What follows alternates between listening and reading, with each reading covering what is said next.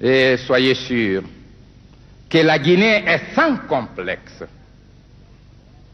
Elle a voulu faire montre de responsabilité, de dignité. Et souvent, à l'extérieur de l'Afrique, l'image que l'on a de l'Afrique, c'est cet homme mendiant, assis au carrefour de la rue ou devant une mosquée avec les mains tendues pour recevoir l'aumône. Et même ceux qui, par générosité ou par compréhension de la nécessité de l'aide, apportent cette aide, ils la font souvent dans des formes blessantes. Nous disons, quant à nous, l'histoire, ce n'est pas une course de vitesse. C'est une course de fond sans fin.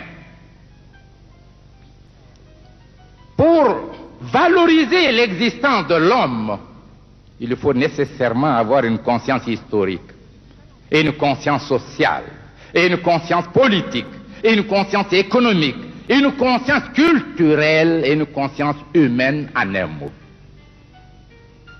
Ce n'est pas le degré de richesse ou de pauvreté qui servirait chez les hommes intelligents à sa classification, mais c'est ce qu'il aura représenté sur l'échelon universel de la pensée universelle.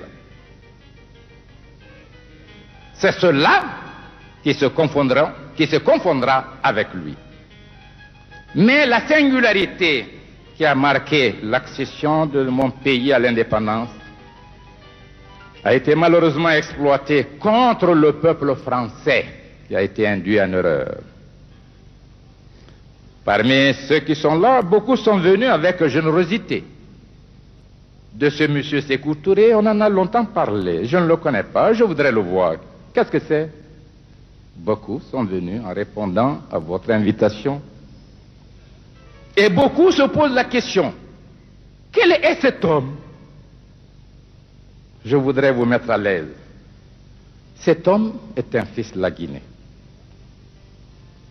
Cet homme est un être simple qui a commencé la vie à 17 ans, qui n'a bénéficié que de l'enseignement primaire. Cet homme a été brimé tout jeune. Un arrêté interdisant au secteur public et privé de lui donner un emploi. Cet homme n'avait rien.